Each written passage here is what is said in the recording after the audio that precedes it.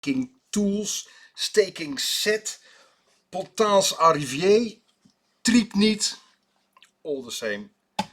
This baby here, on popular demand, because this is a question we get so often.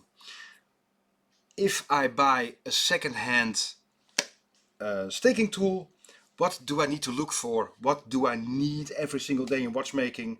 What to avoid? Do I have to buy a used one, pre-owned? Do I have to buy a new one? Do I have to buy top brand or Chinese stuff? Step by step I talk you through it. It will make sense, and this video will save you a lot of money. I promise. Cheers everybody. First name, staking set. Well, these are the stakes, so in English it does make sense. In the Netherlands here we use the same name as in Germany, Triebniet, which is a strange sounding word. It is cut into trieben, to drive material, and nieten is to rivet material. And that's exactly what you do with the staking tool. You drive material, replace it a bit, and yeah, the riveting, for example, bell and staff. Another question we get so regularly here is, why do I need a staking tool? It's so incredibly versatile. That's a very hard question to answer, because once you get a feel for it and you get familiar with your tool, you use it every day, every single day. Here in the workshop, well, we teach, so we have several staking tools, well, quite a bit actually, and it is so fun to see that everybody's got their own favorite. The one I show in a moment is the one I bought first. Well, I've been using it for over a decade, and that's my favorite. And I've got a lovely tiny set, I'll show you in a moment. And that is the brand favorite, but it is my favorite as well. And if you stick to the end, I talk about that one-off unique staking set with a lovely story attached. That is worth waiting for. If you want to buy a staking tool, always bring a loupe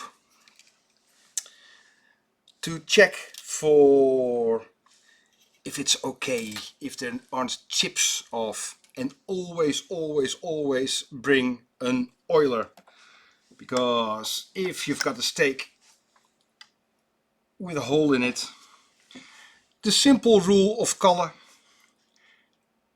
if it's blocked, you're fucked.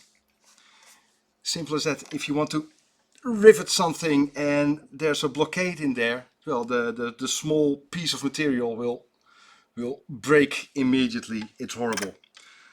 The first mistake you saw me making is just gripping the stake, because that's what this is for.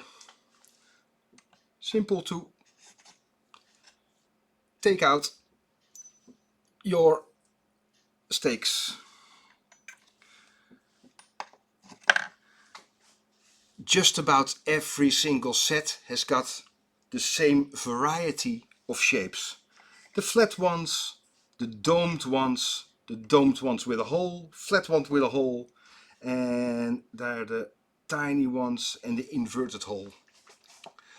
Just about every single time the same. Here the few smaller ones, but with every single brand there are tiny differences, and I'll talk you through it. This one is Favorite, and it's got a 2-piece set. Triebniet, always heavy, or Triebniet staking tool. because it needs to be stable. That's really what you want. There's always a locking device between the base and the top bit. Here it's just a click and there it is, spring loaded. In a moment I will show you a different device, just about the same. There is a hole and a stake can be in there, and then it will protrude. So you can use that one as a base as well. You don't have to use the bottom bit. Even kijken. I hate it when it's not in the right order.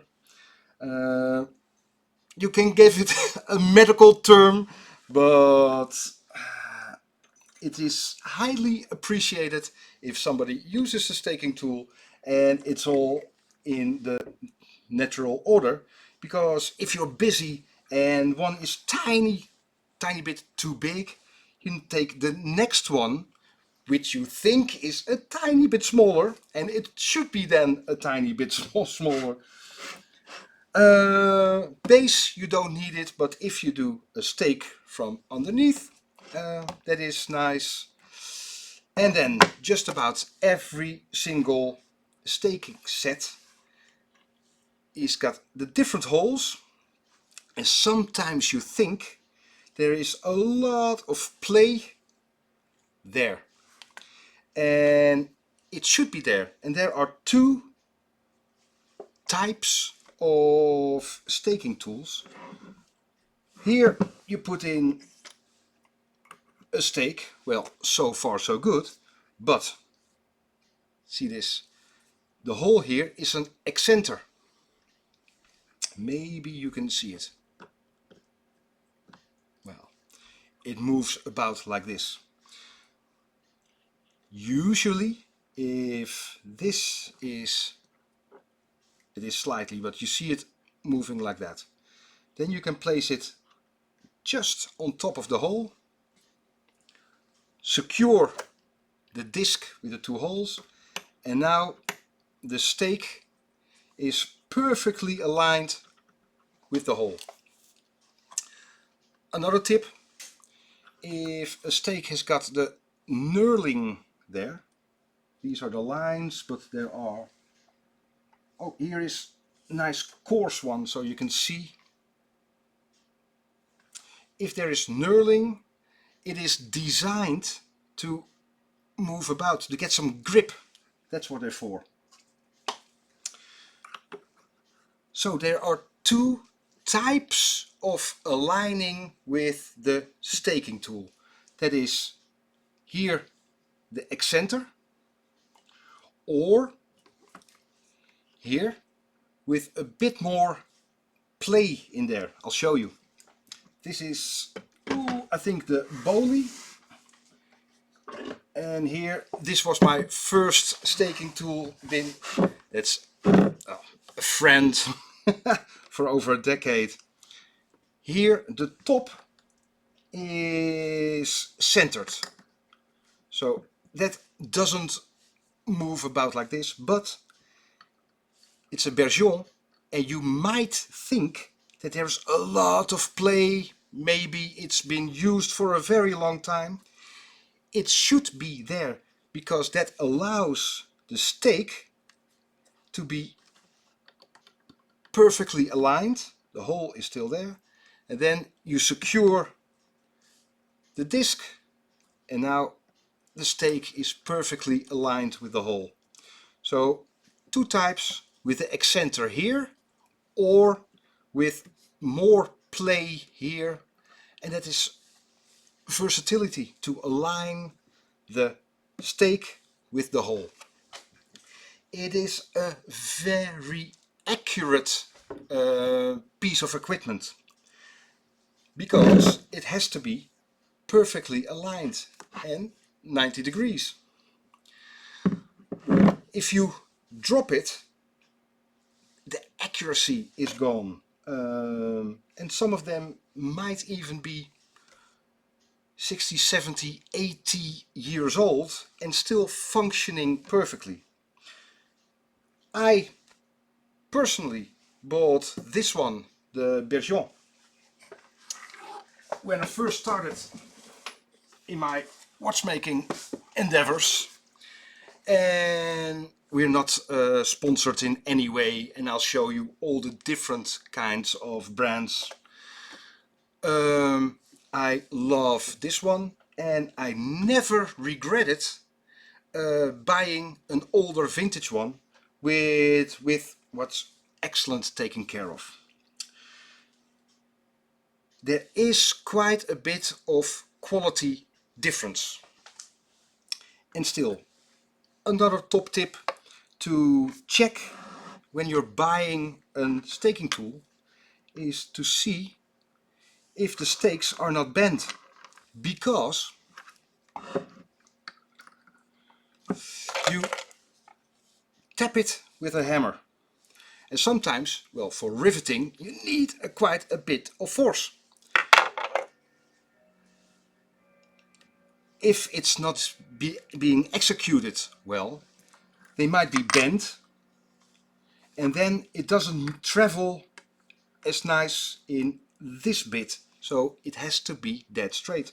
And simple, just like I did, just roll it around. You see immediately if it's straight or not. And I'm not sure if you can hear it, maybe on some metal.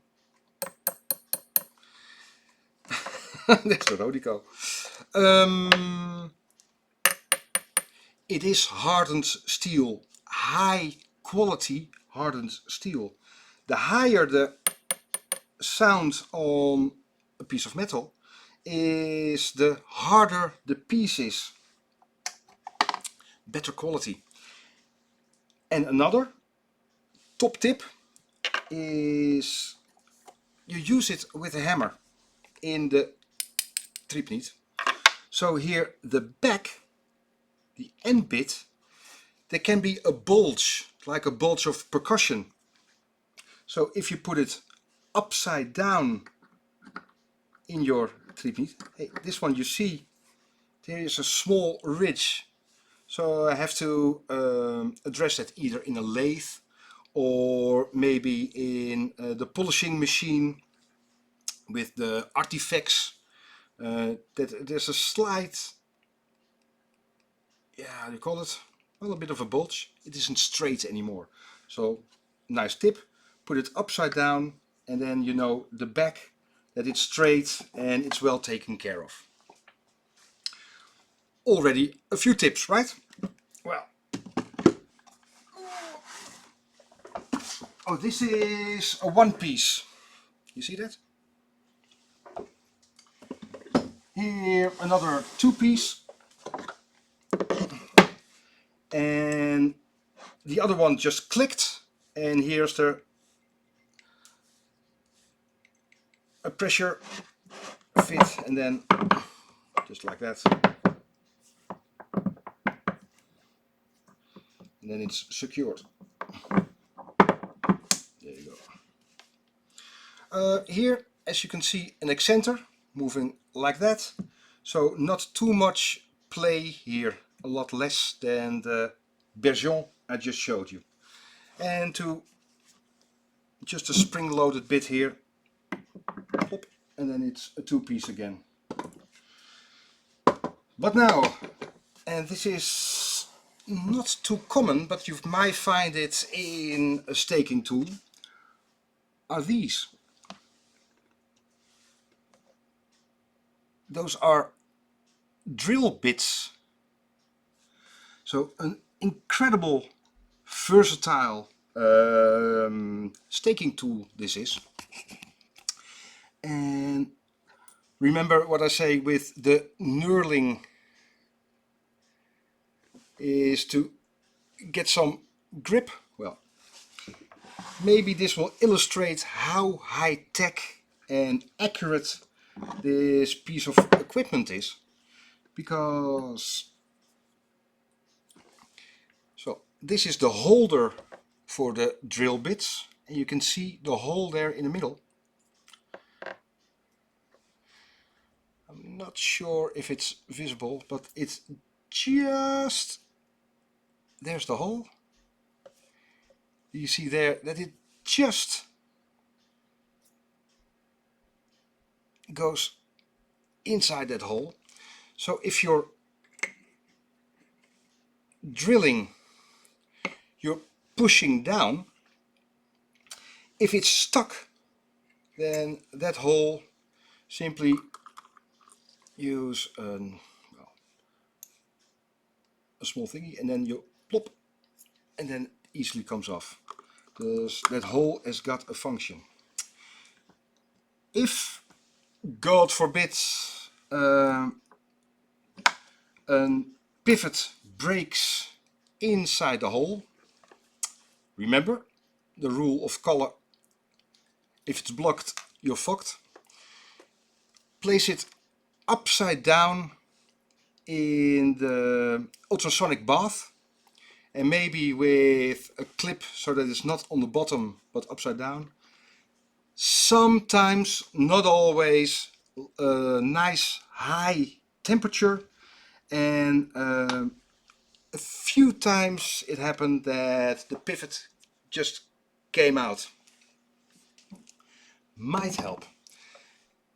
Don't use a burner to try to raise the temperature so the pivot might come out, because again, hardened steel, if you warm it too much, you're doing heat treatment, tempering, and you make it soft again. So the next time you use it, it probably will deform.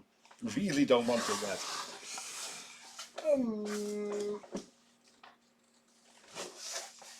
Not too many, but I want to show you a few. This is my favorite, much smaller than the rest. Everything you need.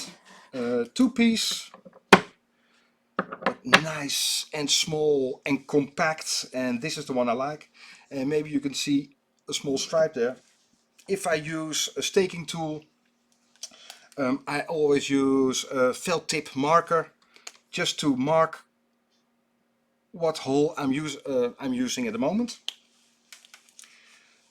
So you don't have to check, and was it this one, was it that one. Again, you see not too much play here in the disc, but again, knurling there. So knurling is for grip. Everything in watchmaking is functional, so you can see it is an excenter. So not too much play there, but more play there for the real accuracy. This is my favorite. We're mates.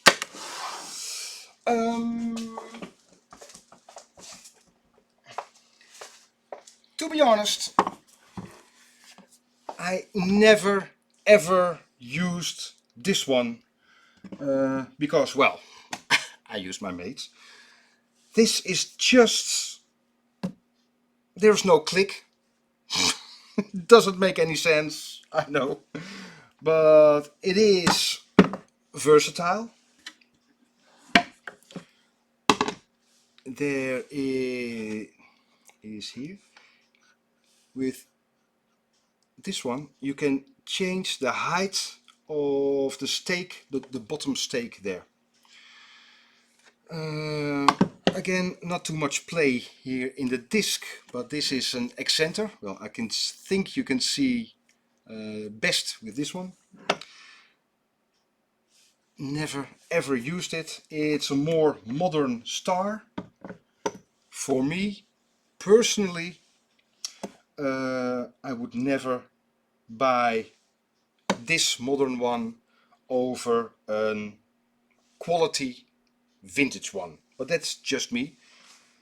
These are copied in the Far East, and I must say you can save a lot of money. And why not? If the stakes are hardened, and straight, why not? This might be, personally, I'm still very happy I bought the vintage one, the Bergeon. Boley and Favorite are excellent. The Star, never used it, but then again, that's just me, not the material. This I would like to show you because this is such a touching story tale. This is a one-off. We don't use this one. It's in the cabinet with all the, well, museum stuff. It is there, Mr. Willemsen from 1965. Help. Touching story. He passed away and his wife contacted me and if I'm interested in his estate. Yeah, sure. So gave a fair amount, and but then during coffee, obviously, which reminds me, cheers, she told me the story of this staking tool. He was a teacher in physics and there was a horrible car accident in the early 60s. His daughter needed dental care and there was no money. So in his school he made this staking tool himself, and after school, every weekend, every evening, he was repairing watches and made the money for the dental care, and everything worked out. But the way he constructed this staking tool, it is dead straight here, so well machined. It doesn't look too elegant. He made the stakes himself, and there is a mystery hole here in the back. It is drilled through and through with an kogel, well, a round piece of metal. The name eludes me at the moment. And a ball, a metal ball, spring loaded. So the stakes are pressing against this spring-loaded ball, so it stays here. It is dead straight, hardly any play, and here with an Allen screw, which is here, you can rotate the disc. It is so accurate and born out of necessity from a horrible car accident, and he made a career out of watchmaking. So meneer Willemsen will not be forgotten. Lovely tale, isn't it? Hope this was helpful. Again, there are so many types of staking tools. I do hope you find the use for it, what to look for when buying a loop, oiler, sorry, yeah, a loop, an oiler, roll them around, see if they're straight, put them back, put them in with upside down, so you can see there is no bulb there from just simply hitting too hard, and inspect them that they're not chipped in any way, because it's hardened steel and it's so easy to chip away a piece of the stake. And well, again, you can repair them on a lathe, but still it is a lot of money, so why not make a sound decision when purchasing the staking tool. Again, I really do hope it was helpful. My name is Kalle Slaap, watchmaker from the Netherlands, and hope to see you soon. Don't forget to like. See ya. Bye bye.